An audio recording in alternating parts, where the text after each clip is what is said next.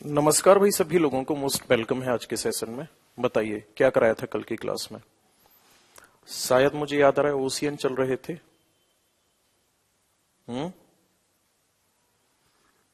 बाकी आप लोग कमेंट करो जल्दी से।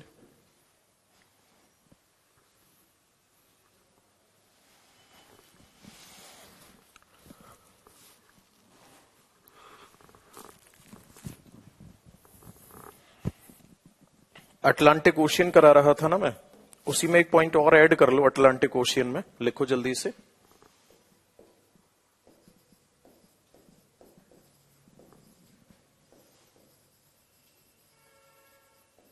World's largest rich.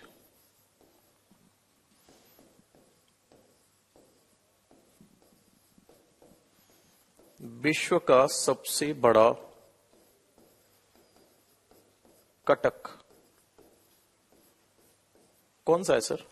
World's largest ridge कौन सा है? तो आपका आंसर क्या होगा? आंसर होगा आपका इसी में मिड अटलांटिक रिज है।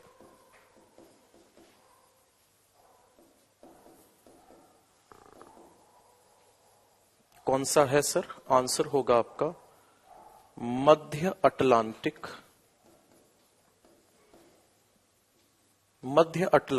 कटक है ना। मिड अटलांटिक रिज है। अब आप लोग सोच रहे होंगे कि सर ये कटक जो आपने लिखा हुआ है, कटक का मतलब क्या है?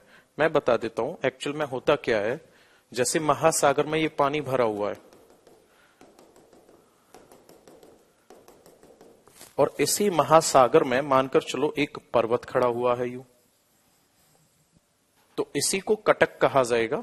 मतलब कि कटक का मतलब क्या हुआ? महासागर में स्थित पहाड़ी।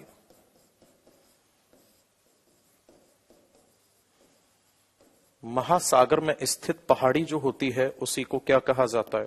कटक कहा जाता है। ओके, महासागर में स्थित पहाड़ी को क्या कहा जाता है? कटक कहा जाता है। ओके, चलो जी।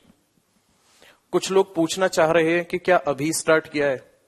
क्यों दिमाग खराब करते हो गधो? एक बात बताओ, जब 3 बजे क्लास थी, 3:05 अभी हुई है, तो क्लास अभी शुरू हुई होगी ना। ऐसा थोड़ी रात को 12 बजे से चल रही होगी।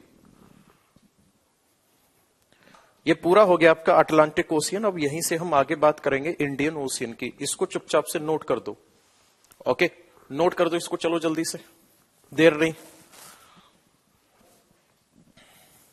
अब आ जाओ नए पॉइंट पे। हेडिंग डालो इंडियन ओशियन।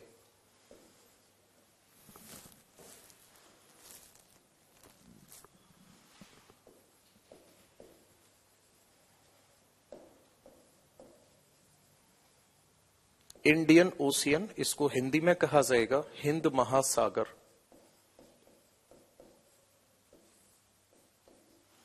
ठीक है, इंडियन ओशियन या हिंद महासागर।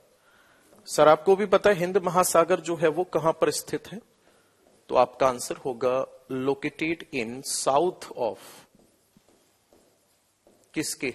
एशिया, है ना। ये कहां पर है? तो आपका आंसर होगा ये सर एशिया के दक्षिण में है।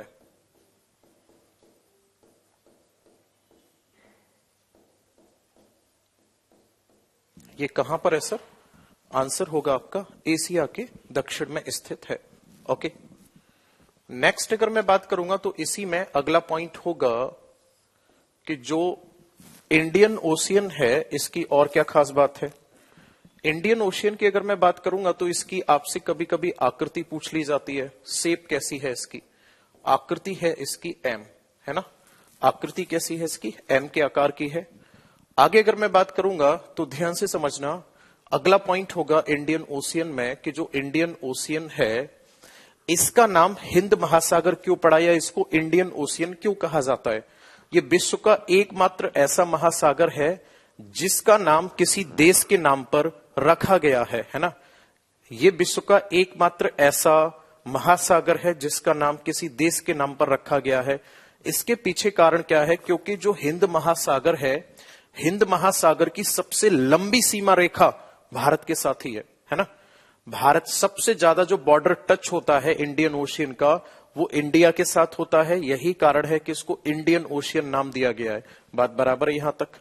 अब बात आ जाती है कि सर जो हिंद महासागर इसके अंतर्गत कौन कौन आता है, तो देखो मैं नाम लिख रहा हूं, इसके अंतर्गत आएगा सर अरब सागर, है ना, अरब सागर आएगा, इसके अंतर्गत आएगा बंगाल की खाड़ी,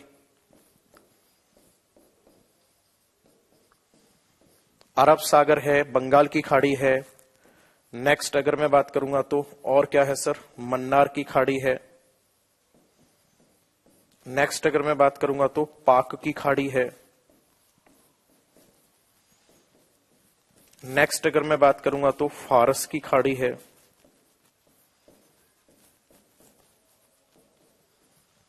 नेक्स्ट अगर मैं बात करूंगा तो इसी का पार्ट है लाल सागर। नेक्स्ट अगर मैं बात करूंगा तो इसी का पार्ट है मोजाम्बिक चैनल। ये सब जितने भी आपको जलीय भाग दिख रहे हैं, ये सब किसका पार्ट है, तो आपका आंसर होगा ये सब इंडियन ओशियन के अंतर्गत आते हैं। बात बराबर है। मैं लिख देता हूं यहां पे, इंग्लिश में भी लिख देता हूं, अरेबियन सी आता है इसके अंतर्गत। नेक्स्ट अगर मैं बात करूंगा सर बे ऑफ बंगाल आता है इसी के अंतर्गत। नेक्स्ट अगर हम बात करेंगे तो मन्नार गल्फ लिख देता हूं मैं, मन्नार गल्फ आता है। नेक्स्ट अगर हम बात करेंगे तो बे ऑफ पाक आता है इसके अंतर्गत। नेक्स्ट आता है sir bay of Persian. Next अगर मैं बात करूंगा तो रेड सी आता है। नेक्स्ट मोजाम्बिक चैनल आता है।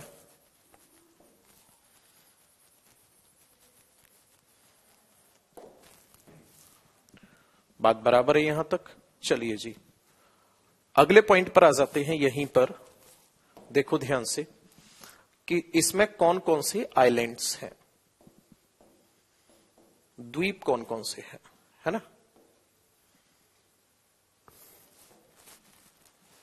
आइलैंड की अगर मैं बात करूंगा तो आपको भी पता है सर इंडियन ओशियन यहां पे कौन सा है, तो आपका आंसर होगा लक्षद्वीप है या नहीं। और लक्षद्वीप के बाद अगर मैं बात करूंगा तो सुमात्रा है, जावा है, जावा और सुमात्रा है। नेक्स्ट अगर मैं बात करूंगा तो और कौन सा है सर, अंडमान निकोबार है।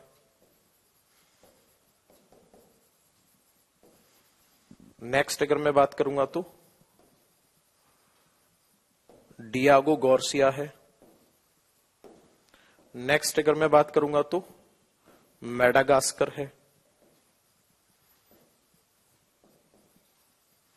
नेक्स्ट अगर मैं बात करूंगा तो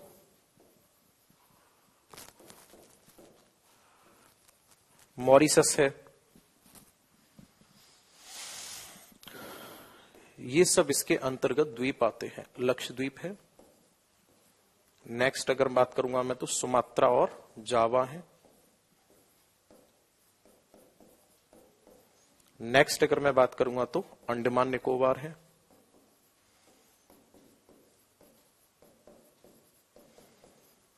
नेक्स्ट अगर मैं बात करूंगा तो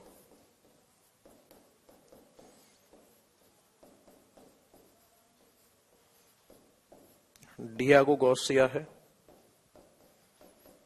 मेडागास्कर है,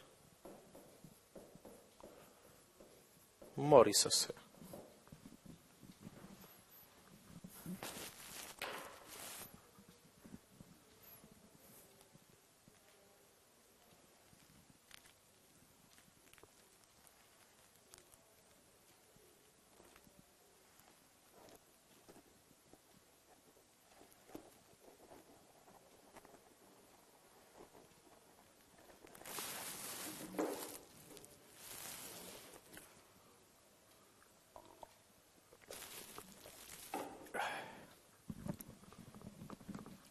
मालदीव इसमें आएगा, हाँ जी मालदीव भी लिख लेना, मालदीव भी आएगा। अबे साउथ अटलांटिक में कुछ था नहीं कराने के लिए, इसलिए छूटा हुआ है वो, होता तो मैं करा देता। ऐसा नहीं है कि जब तक तुम ध्यान नहीं लगाओगे तब तक मुझे आगे का कुछ याद नहीं आएगा। इसी चक्कर में जो 1 बजे वाला स्लॉट में बैच चल रहा था उसमें भी डांट लगानी पड़ी। बच्चों को ये लगता है जैसे हमारा मास्टर तो अंधेरे में जी रहा है, हम इसको बताएंगे वही ये पढ़ाएगा। होश में रहा करो, सुधर जाओ। डेली के डेली मैं तुम्हें डांटू वो भी अच्छा नहीं लगता। कल की क्लास में भी यही हुआ था, हमें क्यों अपना टाइम खराब करना। ओके, आपके लिए क्या जरूरी है, कितना जरूरी है, थोड़ा बहुत मुझे पता है।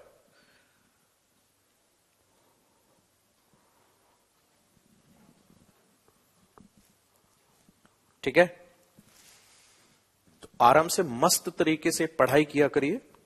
सुन रहे हो ना समीर, मैं क्या कह रहा हूं? सर आप बहुत शॉर्ट टेम्पर्ड हैं, पूछा किसी ने आपसे? नहीं पूछा ना, तो आप कंटिन्यू करो, अपनी पढ़ाई पे ध्यान दो। मालदीव और लिख देना इसी में। और हर क्लास में मैं यही समझाना चाहता हूं कि उतना ही कमेंट किया करो जितना आपको कमेंट करना जरूरी हो, है ना, और खुद से रिलेटेड हो। मेडागास्कर के ऊपर लिखा है मैंने डियागो गॉर्सिया, डियागो गॉर्सिया लिखा है मेडागास्कर से ऊपर। एक पॉइंट और ऐड कर दो इसी में, आपसे पूछा जाएगा कि जो हिंद महासागर है इसकी सबसे, हिंद महासागर जो है इसकी सबसे गहरी गर्त कौन सी है? तो आपका आंसर होगा, इसकी सबसे गहरी गर्त की अगर मैं बात करूंगा, ट्रेंच की अगर मैं बात करूंगा, ट्रेंच या गर्त की अगर मैं बात करूंगा, तो इसका नाम है सर सुंडा गर्त। नाम क्या है इसका? सुंडा गर्त। नोट कर दो, जल्दी से नोट करो। हो गया यहां तक? वेरी गुड, आगे बढ़ जाएं। चलिए जी, आगे ये ओशियन पूरा हो गया आपका। नेक्स्ट हेडिंग डालोगे अब आप, देखो ध्यान से सुनना। आर्कटिक ओशियन और एक ओशियन आपने एक ओशियन का नाम सुना होगा अंटार्कटिक ओशियन। ये दो महासागर हैं, इसको आर्कटिक कहा जाता है, इसको अंटार्कटिक कहा जाता है। इन दोनों की ही बात करेंगे अगर हम, तो दोनों ही ग्लेशियर कवर्ड हैं किससे? आंसर होगा आपका बर्फ से। ये भी किससे कवर्ड है? तो आंसर होगा आपका कवर्ड बाई स्नो। ये बर्फ से टिका हुआ है,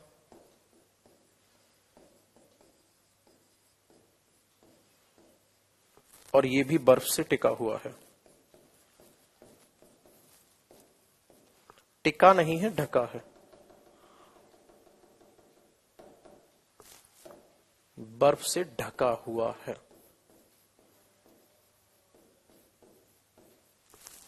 ये भी बर्फ से ढका हुआ है। अब भाई साहब हो क्या रहा है? अब हो ये रहा है, टेम्परेचर यहां पर बढ़ रहा है। क्यों? ध्यान से सुनना, इसको ऐसे लिखते हैं, क्लाइमेट चेंज हो रहा है। क्या हो रहा है? Climate change. जब क्लाइमेट चेंज होगा तो टेम्परेचर क्या होगा? यहां का इंक्रीज होगा। यहां का टेम्परेचर क्या होगा? इंक्रीज होगा, राइट। यहां का टेम्परेचर इंक्रीज होगा।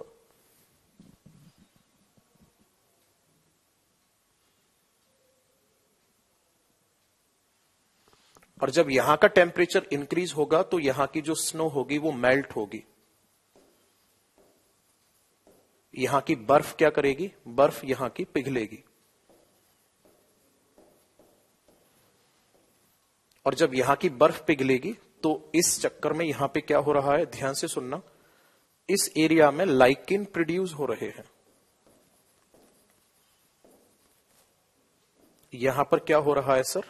इस एरिया में लाइकेन बन रहे हैं या लाइकेन उग रहे हैं।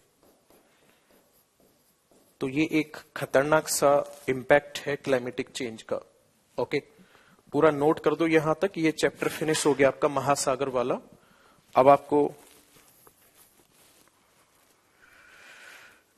यहां तक हो गया ये महासागर वाला। अब आपको नेक्स्ट चैप्टर पे आ जाना है।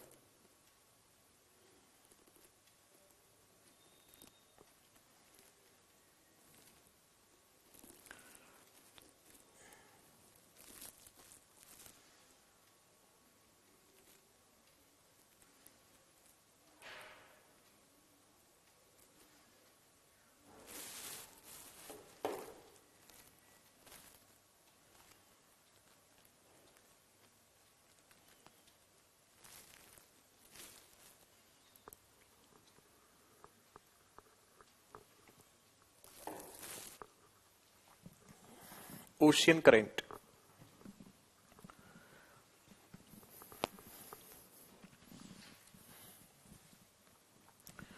और बताओ, मजे में हो सारे लोग?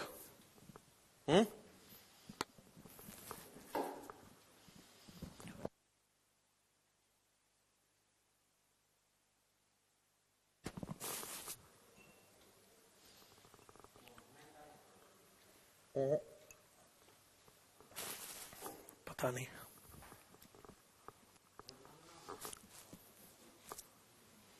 मुझे भी याद नहीं है।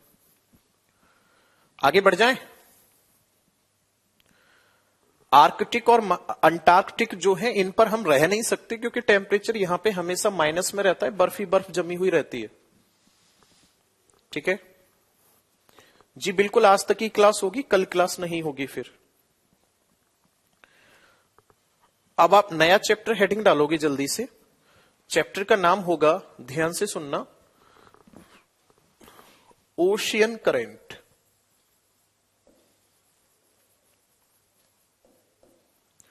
हिंदी में कहा जाता है इसको महासागरीय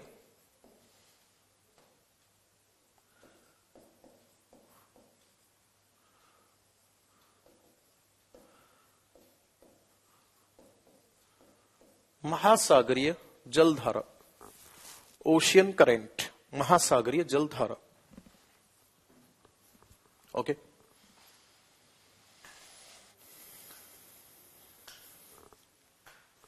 सबसे पहला पॉइंट तो यही होगा, दिमाग में यही आ रहा होगा, क्या मतलब है सर जल से? तो ध्यान से सुनना। अगर मैं आपसे यह बात करूंगा कि धारा का मतलब क्या है ना, अगर आपसे पूछा जाएगा कि धारा का मतलब किससे होगा, बोर्नियो जो है वो प्रशांत महासागर का द्वीप है। ध्यान से सुनना, धारा का मतलब क्या होगा? ऐसा तो है नहीं कि धारा स्थिर हो जाएगी, धारा का मतलब ही होगा बहना। और क्या लिखा हुआ है? महासागरीय जल, यानी किसका बहना? तो आंसर हो जाएगा आपका महासागरीय जल का बहना। मेरी बात को दोबारा सुनो, महासागरीय जल का बहना ही क्या कहलाएगी? जलधारा कहलाएगी। लेकिन सर महासागरीय जल में जो गति हो रही है, ये गति तो विभिन्न प्रकार से हो सकती है। भाई महासागरीय जल ऊपर भी जा सकता है, महासागरीय जल सीधे भी जा सकता है, तो फिर इसको क्या कहा जाएगा? नॉर्मली अगर मैं बात करता हूं आपसे कि सर ओशियन वाटर मूव करेगा, जैसे मानकर चलो ये पानी भरा हुआ है, मेरी बात पे जरा थोड़ा सा यहां पे समझने की कोशिश करो, गौर करो मेरी बात को। ये सर भरा हुआ है महासागरीय जल, ओके। अब ध्यान से सुनना मेरी बात को। मैंने कहा कि यहां महासागरीय जल में गति होनी चाहिए, तो गति कैसे हो सकती है? पहली गति तो यह हो सकती है कि महासागरीय जल ऊपर उठ जाए, हाँ या ना? महासागरीय जल क्या हो जाए? ऊपर की तरफ उठ जाए। दूसरी गति यह हो सकती है कि महासागरीय जल सीधा सीधा चले, लेकिन सीधा सीधा तो चल रहा है, एक तो यह हो गया कि निश्चित दिशा में जा रहा है, आगे बात समझ में, क्षैतिज रूप से गति तो कर रहा है लेकिन निश्चित दिशा में जा रहा है। और एक कंडीशन ऐसी हो गई कि चल तो क्षैतिज ही रहा था, लेकिन कुछ इधर चला गया, कुछ ऐसे चला गया, कुछ यूं चला गया। तो यहां पे आपको तीन कंडीशन दिखाई दे रही होंगी। मेरी बात को बहुत ध्यान से सुनना, समझना। सागरी जल ऊपर जा रहा है, राइट। सागरी जल सीधे सीधे चल रहा है, और सीधे सीधे चल रहा है तो उसमें भी दो पॉइंट सीखे हमने कि एक तो ऐसा हो गया एकदम फिक्स जा रहा है, सीधा जा रहा है, एक ऐसा हो गया दिशा निश्चित नहीं है, उल्टा सीधा जा रहा है। तो जब सागरीय जल, बात को ध्यान से सुनना, जब सागरीय जल ऊपर उठता है, सागरीय जल जब ऊपर उठता है तो इसी को कहा जाता है ज्वार। इसी को क्या कहा जाता है? ज्वार या टाइड कहा जाता है। और जब ये सीधा सीधा एक निश्चित दिशा में चलेगा तो इसको धारा कहा जाएगा, राइट। और जब ये इसकी दिशा कैसी हो जाएगी? ऐसे यूं चलना शुरू कर देगा, रैंडमली हो जाएगी, तो इसको प्रवाह कहा जाएगा, है ना। इंग्लिश में इनके लिए वर्ड यूज किए जाते हैं। प्रवाह का मतलब होता है ड्रिफ्ट, राइट। धारा का मतलब होता है करंट, राइट। और ज्वार का मतलब होता है टाइड। फर्क क्या है? देखो ध्यान से, ये जो टाइड होता है यहां पर मूवमेंट कैसा हो रहा है, वर्टिकल मूवमेंट हो रहा है। यानी कि टाइड में क्या होता है सर, पानी ऊपर उठता है। समझ रहे हो ना मैं क्या कह रहा हूं, इसमें क्या होता है सर, पानी ऊपर उठता है। Very good. धारा में क्या होता है, अगर मैं बात करूंगा धारा में क्या होता है, तो ध्यान से सुनना मेरी बात को। अब देखो कब तक गुस्सा नहीं आए, रूपेश का कमेंट आ रहा है आपका कोई फिक्स टाइम नहीं है क्लास लेने का, जब मन करे तब क्लास शुरू कर देते हो। और इस बदतमीज को, गवार को मैंने कई बार और समझा चुका हूं कि क्लास मेरे हाथ में नहीं होती है लगना, मेरे पास शाम को शेड्यूल आता है, पूरी लिस्ट आती है कि कौन से बैच में कब क्लास लेनी है ना। और शायद कल भी इसी टाइम पे क्लास हुई थी। मतलब मेरा जब मन कर रहा है तो मैं क्लास शुरू कर रहा हूं, भाई साहब का ये कहना है ना। और इसको इतनी तमीज नहीं है कि जब ये सुबह जगे तो सुबह जगने के बाद मुंह धो के अपना, है ना, और सुबह ऐप खोल कर और ये एक बार चेक कर ले कि भाई साहब कौन सी क्लास मेरी कितने बजे लगी हुई है। इतना तो कर सकता है ना, या इतना भी तुझसे नहीं हो सकता। मैंने कहा कल सैटरडे को ऑफ रहेगा, फिर मैं टॉपिक समझाने में बिजी हो गया। तो उसके बाद में फिर एक बार बार कमेंट कर रहा है, क्यों कल क्यों नहीं पढ़ाओगे, कल क्यों नहीं पढ़ाओगे। भैया मुझे एक बात बता, मैं तेरी बातों का जवाब दे दूं या फिर मैं यहां टॉपिक को समझा दूं, मुझे ये तो बता दे, मैं करूं तो करूं क्या भाई साहब। और फिर सारे लोग बाद में पता है क्या बोल देते हैं, अरे सर इनको तो गुस्सा ज्यादा आता है। मुझे ये बताओ गुस्सा क्यों ना आए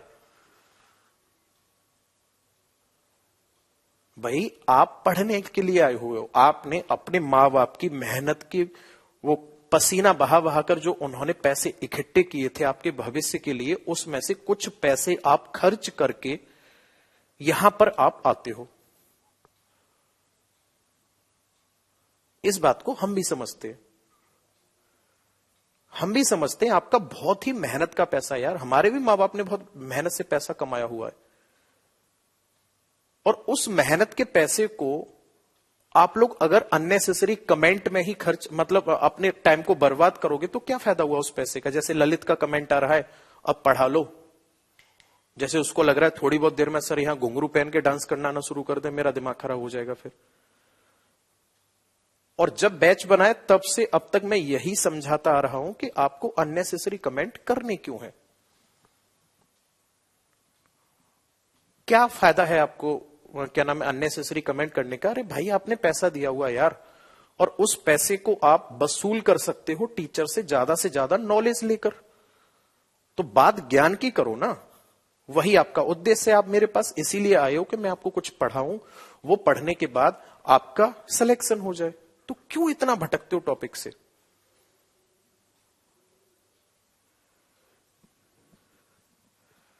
अजीब ही बात है भाई साहब। 3 पॉइंट मैंने आपको बताए, दोबारा से टॉपिक पर आ जाओ, है ना।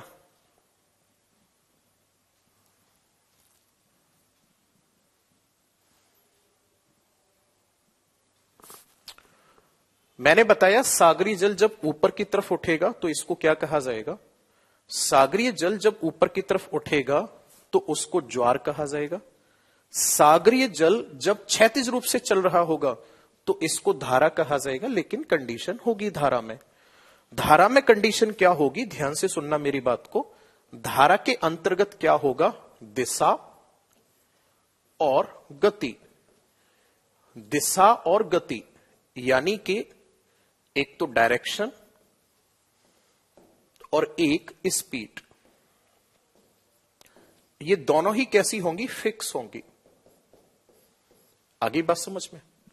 लेकिन अगर मैं ड्रिफ्ट या प्रवाह की बात करूंगा तो यहां पर दिशा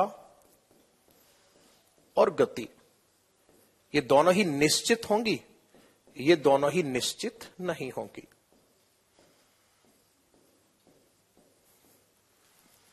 लेकिन पानी कैसे मूव कर रहा होगा, तो आपका आंसर होगा जो पानी होगा वो क्षैतिज रूप से गति कर रहा होगा, है ना।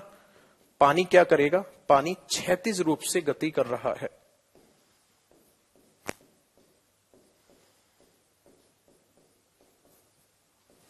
पानी क्या करेगा, क्षैतिज रूप से गति करेगा। और अगर मैं बात करूंगा धारा में, तो धारा में क्या होगा, यहां पर भी क्षैतिज गति होगी। क्षैतिज गति का मतलब क्या होगा, हॉरिजॉन्टल मूवमेंट होगा। तो आप प्लीज कमेंट करके मुझे एक बात बताओ कि आपको धारा में और प्रवाह में अंतर समझ आया नहीं आया।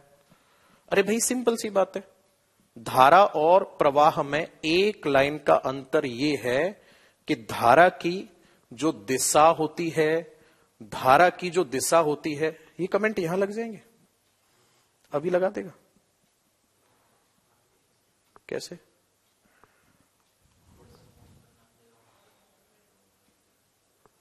मैं करूंगा अभी, रुक। धारा की जो है अगर हम बात करेंगे तो गति और दिशा दोनों ही निश्चित होती है, जबकि अगर मैं बात करूंगा ड्रिफ्ट की, तो ड्रिफ्ट में क्या होता है, दोनों ही निश्चित नहीं होती है। अब सिंपल सी बात है, अर्थ का ग्रेविटेशन जो है वो नॉर्थ पोल और साउथ पोल पे ज्यादा है ना? नॉर्थ पोल और साउथ पोल पर कैसा है, ज्यादा है। बात समझ गए? यहां पे नॉर्थ पोल और साउथ पोल पे ज्यादा है, तो ध्यान से सुनना मेरी बात को। ऐसी स्थिति में जो ड्रिफ्ट या प्रवाह है, इसकी अगर मैं बात करूंगा तो ये हमेशा कहां बनेंगे, तो ये बनते हैं सबसे उत्तर और दक्षिण। उत्तर और दक्षिण में बनेंगे, मतलब ड्रिफ्ट का ज्यादातर जो निर्माण होगा वो यहां कहीं हो रहा होगा, ऐसे यहां कहीं यूं, यहां पर ड्रिफ्ट बन रहे होंगे। आगे बात समझ में? बीच वाले भाग में क्या बनेंगी, धाराएं बनेंगी। तो यहां से हमें क्या समझ आया, तो ध्यान से सुनना मेरी बात को। यहां से हमें यह समझ आया कि सर महासागरी जलधारा का मतलब क्या होता है। दोबारा सुनो, महासागरी जलधारा क्या है? महासागरी जल की क्षैतिज गति है और इसकी दिशा और गति दोनों ही कैसी होती है, निश्चित होती है। इसी को महासागरी जलधारा कहा जाता है। ओके, मैं बोलकर लिखा रहा हूं, डेफिनेशन लिखो जल्दी से, लिखो जल्दी, लिखो। हाँ भाई साहिल, लिखो, हिंदी में लिखो पहले। महासागरीय जल की, महासागरीय जल की, महासागरीय जल की क्षैतिज तथा महासागरीय जल की क्षैतिज तथा,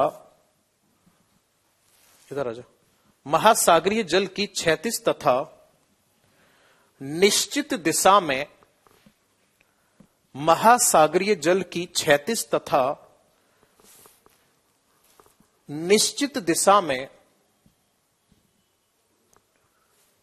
क्षैतिज तथा क्षैतिज तथा निश्चित दिशा में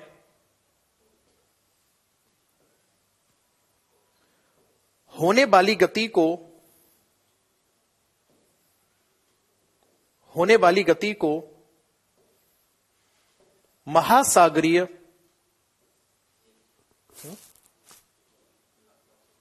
ये होने वाली गति को महासागरीय जलधारा कहा जाता है। महासागरीय जलधारा कहा जाता है। ओके, इसे क्या कहा जाता है, महासागरीय जलधारा कहा जाता है। ठीक है, इसे क्या कहा जाता है, महासागरीय जलधारा कहा जाता है। क्लियर है यहां तक? चलिए जी, इंग्लिश में लिख लो, जो लोग इंग्लिश में लिखते हो लिखो। Ocean current is the horizontal movement of, ocean current is the horizontal movement of, horizontal movement of, horizontal movement of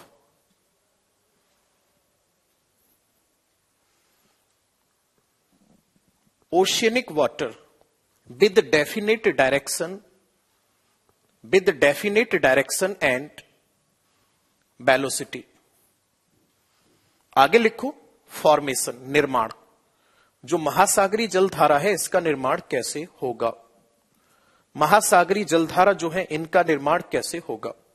okay, तो 2 लाइन लिखो, फिर मैं इसको डिटेल में समझाऊंगा। देखो जल्दी से, लिखो जल्दी से, लिखो। ओशियन करंट या महासागरीय जलधारा, महासागरीय जलधारा का निर्माण, महासागरीय जलधारा का निर्माण हमेशा, महासागरीय जलधारा का निर्माण हमेशा ढलान का निर्माण होने पर होता है। महासागरीय जलधारा का निर्माण हमेशा ढलान का निर्माण होने से होता है, ढलान का निर्माण होने से होता है। Ocean current always formed due to the formation of, ocean current always formed due to the formation of slope, due to the formation of slope। महासागरीय जलधारा का निर्माण किससे होता है? ढलान बनने के कारण होता है। क्लियर है यहां तक? चलो, ये कमेंट मैंने स्क्रीन पर लगाए हैं। अब आप जब भी इस वीडियो का रिवीजन करो तब एक चीज नोटिस करना कि मैंने लगभग अभी 5 मिनट आपको बोलकर लिखाया, कमेंट बंद नहीं हुए, है ना। जैसे ये अवध नाम से कमेंटर है ना, ये होनहार विद्यार्थी है और इनके उज्जवल भविष्य की हम कल्पना करते हैं, है ना। मैं बोलकर लिखा रहा हूं बट कोई ध्यान नहीं है, मतलब बार बार कमेंट आ रहे हैं, बार बार कमेंट आ रहे हैं। और ये देश का वो युवा है जो कुछ दिन बाद कहीं ना कहीं ये मेहनत या मजदूरी कर रहा होगा, है ना। और ऐसे ही नमूनों पे फिर मेरा दिमाग खराब होता है, इन पे गुस्सा आता है मुझे। मतलब इनको कोई लेना देना नहीं है, मैं बोल के लिखा रहा हूं, क्या कर रहा हूं, बस इनको क्या है, मजे काट रहे हैं आराम से मस्त, क्योंकि पापा ने बहुत पैसा कमाया है, स्विस बैंक में हमारे लिए पैसा जमा कर रखा है, तो अपनी जिंदगी मस्त कटेगी, कोई दिक्कत नहीं है ना। इनके जीवन का ये उद्देश्य है। चलो जी, मैंने एक आपको यहां पे कॉन्सेप्ट लिखाया है कि जो ओशियन करंट बनेगी, है ना, अब समझ लो थोड़ा सा, जो ओशियन करंट बनेगी वो क्यों बनेगी।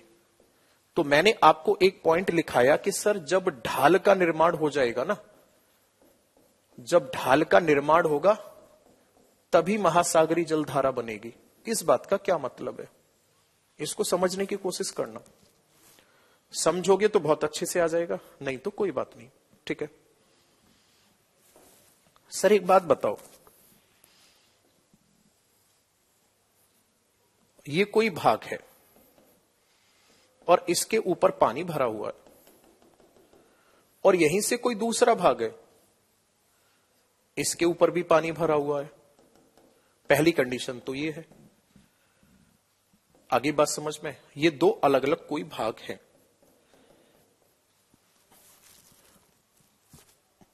क्या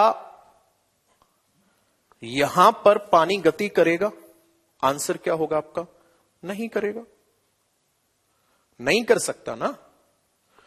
अब दूसरी कंडीशन में आ जाओ। दूसरी कंडीशन में क्या हुआ, यहां पानी भरा हुआ था, लेकिन ये वाला भाग थोड़ा सा नीचे हो गया, मान लेते हैं नीचे हो गया। अब ये वाला भाग यूं हो गया, ये फर्स्ट हो गया, ये सेकंड हो गया। तो हम यूं कह सकते हैं कि जो समुद्र जल का स्तर है, जो समुद्री जल का स्तर है, अब क्या हुआ, इसमें ढाल उत्पन्न हो गया। तो जब यहां पे ढाल उत्पन्न हो गया तो इसी ढाल पर ये पानी क्या करेगा, इधर गति करना शुरू कर देगा। ये कॉन्सेप्ट हो गया। कॉन्सेप्ट कुछ नहीं है, बस आप ये कह लो, प्रैक्टिकली हम सोचकर देख रहे हैं इस चीज को कि सर जब तक यहां पे ढाल नहीं बनेगा तब तक महासागरीय जलधारा नहीं बन सकती, महासागरीय जल में गति नहीं हो सकती। समझ रहे हो ना मैं क्या कह रहा हूं। अब बात यह आ जाती है कि सर ये ढाल कब बन सकता है, कैसे बन सकता है। एक तो कंडीशन ये हो गई कि जो महासागर का तल है, तल में ही ढलान हो, तब भी पानी गति कर सकता है, हां या ना? बिल्कुल कर सकता है सर। करेगा या नहीं करेगा? डेफिनेटली करेगा सर, क्यों नहीं करेगा। तो पहली तो कंडीशन ये हो गई कि जो समुद्री तल है या समुद्र नितल है, समुद्र नितल में ढाल हो, है ना, तभी पानी गति कर सकता है। मैं लिख रहा हूं यहां पे slope in bottom of ocean. दूसरी कंडीशन क्या होगी, मेरी बात को बहुत ध्यान से सुनना समझना। सर हुआ क्या, यहां पर टेम्परेचर बहुत ज्यादा बढ़ गया, यहां पर क्या हो गया, टेम्परेचर जो है वो बहुत ज्यादा बढ़ गया। जब टेम्परेचर बढ़ जाएगा, यहां पर बहुत ज्यादा हो जाएगा, तो यहां से क्या होगा भाई साहब, यहां से बाष्पीकरण होगा, होगा या नहीं होगा, यहां से क्या होगा सर, बाष्पीकरण होगा। आगे बात समझ में। और जब यहां से बाष्पीकरण होगा तो यहां पानी की मात्रा कम हो जाएगी, हाँ या ना। तो एक तरफ पानी की मात्रा ज्यादा, एक तरफ पानी की मात्रा ज्यादा, दूसरी तरफ पानी की मात्रा कम हो गई। तो अब क्या करेगा भाई साहब, जो पानी होगा वो इधर गति करना शुरू कर देगा। ढलान तब भी बना, और ये ढलान किसकी वजह से बना, तो आपका आंसर होगा बाष्पीकरण की वजह से बना। यानी कि हमें एक बात समझ आती है यहां से कि जिस स्थान पर बाष्पीकरण ज्यादा हो रहा होगा वहां पे पानी थोड़ा सा कम हो जाएगा, जहां बाष्पीकरण नहीं हो रहा होगा वहां पानी ज्यादा होगा, तो उस स्थान की तरफ पानी अपने आप चलना शुरू कर देगा। मेरी बात समझ रहे हो ना मैं क्या कह रहा हूं, वेरी गुड। तो सेकंड कारण क्या हो जाएगा इसका, तो आपका आंसर होगा, सेकंड कारण हो जाएगा sir vaporisation of water. Hindi में कहा जाएगा इसको सागरीय जल का बाष्पीकरण, सागरीय जल का बाष्पीकरण। अब तीसरे कारण को समझो बहुत ध्यान से, जो बहुत ज्यादा इंपॉर्टेंट है। मैं जितना पूछूंगा आपको उतना बताना है, ओके। देखो ध्यान से, मान लेते हैं कि यहां पर ये कंडीशन है, ठीक है। अगला पॉइंट बहुत ध्यान से सुनना मेरी बात को। यहां पर क्या है सर, यहां पर पानी भरा हुआ है सर,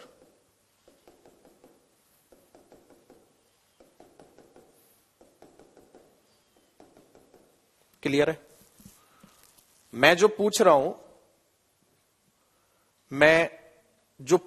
हूं उस बात को ध्यान से सुनना, समझना, बताना, रिप्लाई करना बहुत जल्दी से, है ना। देखो एक बात बताओ, आपने कभी नोटिस किया होगा, आप जैसे ज्यादातर लोग हम सब गांव से ही बिलोंग करते हैं, तो गांव में आपने देखा होगा, जैसे मानकर चलो ऊपर तक खेत भरा हुआ है, बारिश का मौसम है ना, ऊपर तक खेत भरा हुआ है, बारिश का मौसम है, तो वहां पे ना हवा चल रही है, ओके।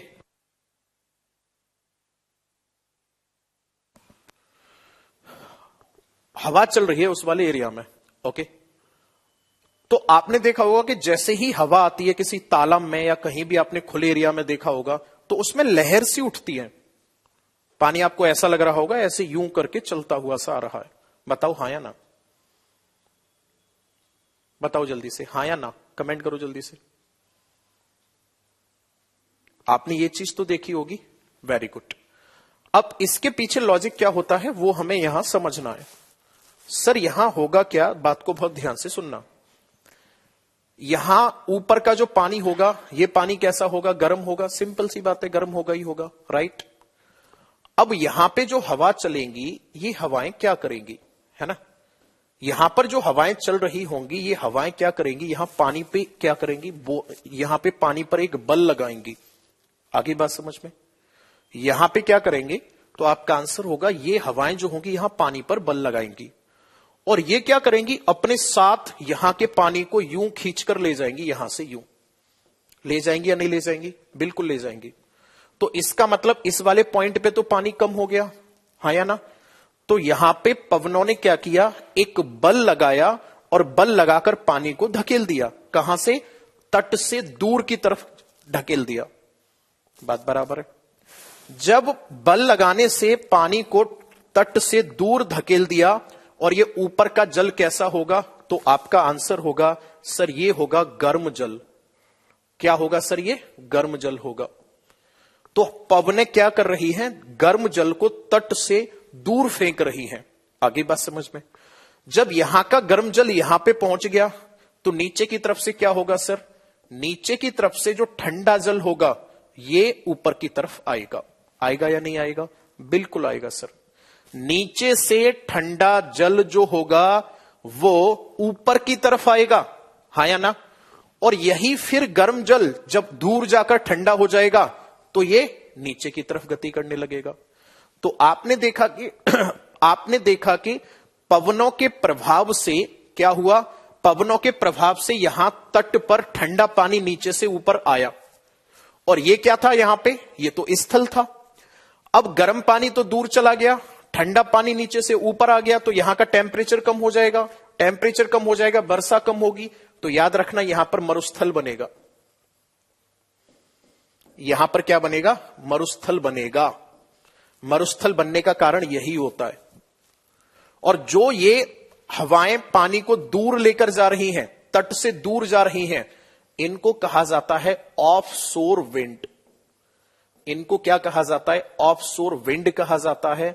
इनको कहा जाता है अपतटीय। इनको कहा जाता है अपतटीय पवन। अपतटीय पवन क्या होती है सर? जो तट से दूर जा रही होती है। तो क्या एक बात बताओ, मैं यूं कह सकता हूं क्या कि जो अपतटीय पवनें होती हैं ये किसका निर्माण करती है? मरुस्थल का निर्माण करती है। और अपतटीय पवनों में क्या होता है? ठंडा जल ऊपर जा रहा है या नीचे? तो आपका आंसर होगा ठंडा जल ऊपर की तरफ गति करता है। और इसी वजह से किसका निर्माण होता है? मरुस्थल का निर्माण होता है। बताओ जल्दी से, कमेंट करो।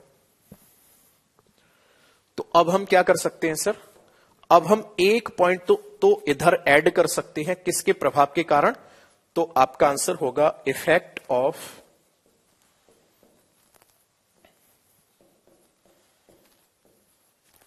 ऑफ विंड्स, है ना?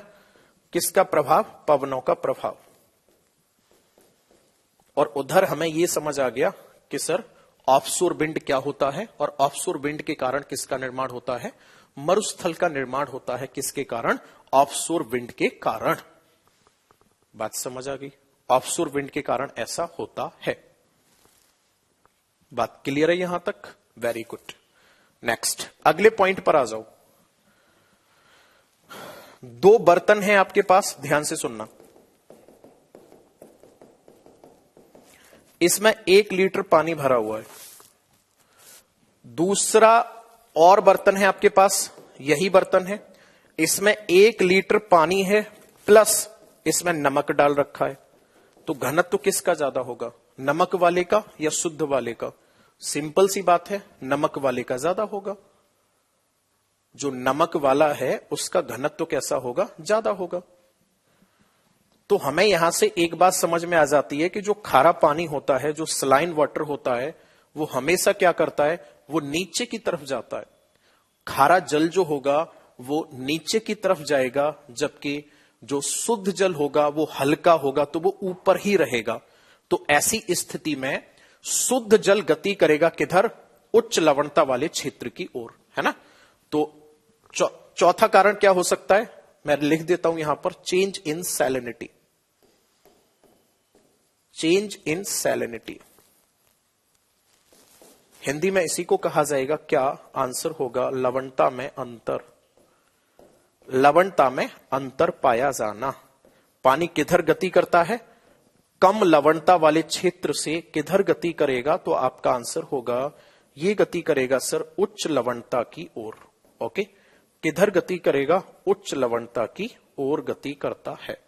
तो ये कारण बताए मैंने कौन कौन से, तो आपका आंसर होगा, ये कारण बताए मैंने आपको कौन से, आंसर होगा आपको महासागरी जलधारा का निर्माण करने वाले। बात बराबर है? अब एक कमेंट करके आप जल्दी से क्वेश्चन का आंसर दो, है ना? आपके सारे जितने भी आपने ये अब तक कर रखे ड्रामे सारे माफ। ओके, बस ये बता दो मुझे कि यहां पे ठंडी जलधारा बनेगी या गर्म? सोच समझ कर बताना। ये जो मैंने लिख रखा है, ये जो तटीय क्षेत्र है, यहां पे ठंडी जलधारा बनेगी या गर्म? बताओ, तबीयत खुश कर दो करेक्ट आंसर बता के। यहां ठंडी जलधारा बनेगी या गर्म जलधारा बनेगी?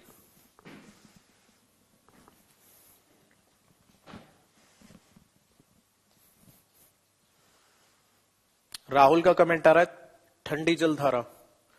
प्रियम का आ रहा है ठंडी जलधारा। गर्म भी काफी लोगों का कमेंट आ रहा है। मैं बता दूं,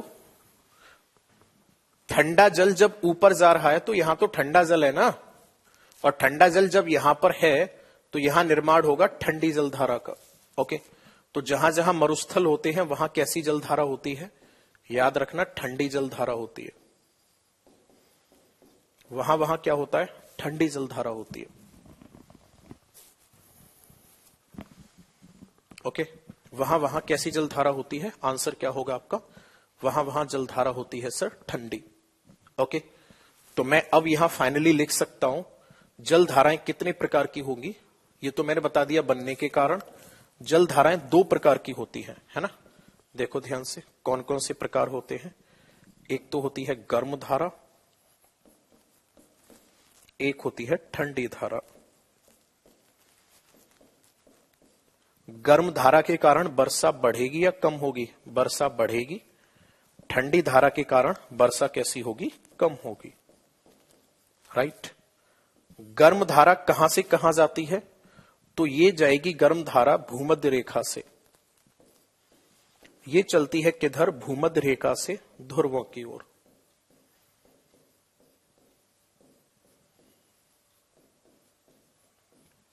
भूमध्य रेखा से किधर जाती है? ध्रुवों की ओर। ठंडी जल धारा किधर चलती है सर? ये चलना स्टार्ट करती है ध्रुवों से भूमध्य रेखा की ओर।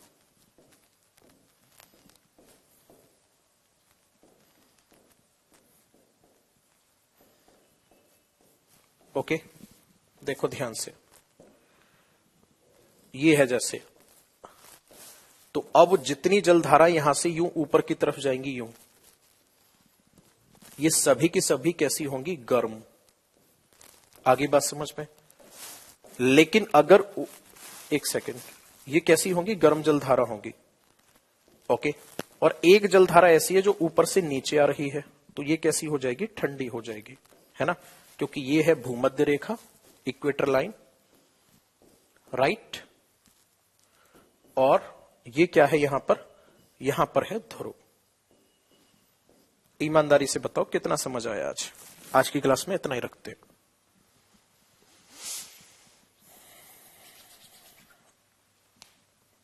और आज के बाद कोई नेगेटिव कमेंट नहीं पढ़ा जाएगा। फिर अदर स्टूडेंट को ऐसा लगता है जैसे इनकी क्लास में तो पॉजिटिव कमेंट आते ही नहीं है। तो आज के बाद नेगेटिव कमेंट खत्म। मैं कसम खा के कह रहा हूं, मजाक नहीं कर रहा बाई गॉड। मैं आज के बाद कोई कितना भी कमेंट करे, कितना भी अपना नुकसान करे अपने टाइम का, मैं किसी का कमेंट नहीं पढ़ने वाला, ना किसी को डांटने वाला। आज मजाक नहीं कर रहा, मैं कसम खा के कह रहा हूं, मैं आज के बाद किसी को नहीं डांटूंगा। फालतू में यार अपना और वो करवाओ, भेजा फ्राई करो। आज के बाद जिसको जो कमेंट करना है वो करता रहे, ना मैं कमेंट पढ़ूंगा ना देखूंगा। बस जो स्टूडेंट डाउट पूछेगा उसका केवल डाउट बता दूंगा। बहुत दिन समझा लिया, कोई असर नहीं हो रहा, आपकी मर्जी।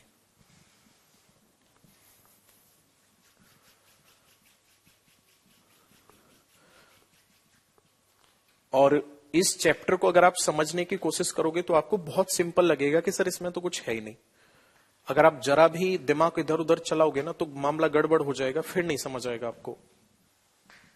ओके सर, आप जो पढ़ा रहे हैं अच्छे से कर रही हूं सर, इतना सफिशियंट है, एकदम बढ़िया, इसी को आप रिवाइज करते रहो। ओके, इसी को आप रिवाइज करते रहो। मेरा कोई टेलीग्राम चैनल नहीं है जो मैं आपको बताऊं।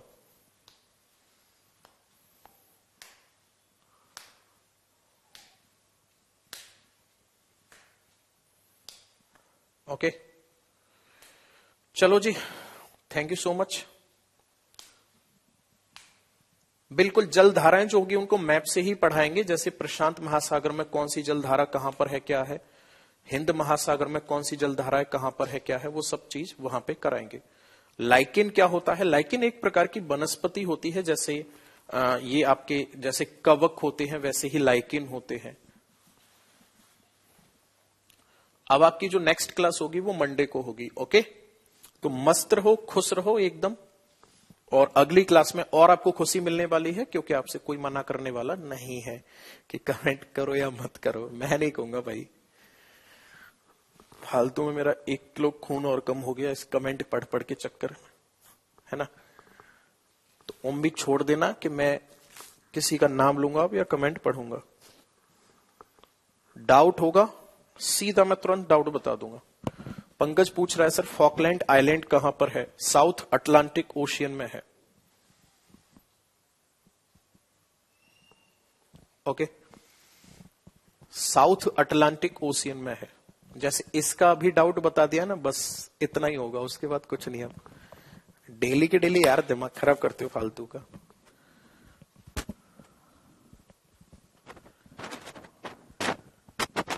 एक नंबर पर क्या लिखा है? एक नंबर पे लिखा हुआ है समुद्र तल में ढाल हो, स्लोप इन बॉटम ओशियन। ठीक है, चलो।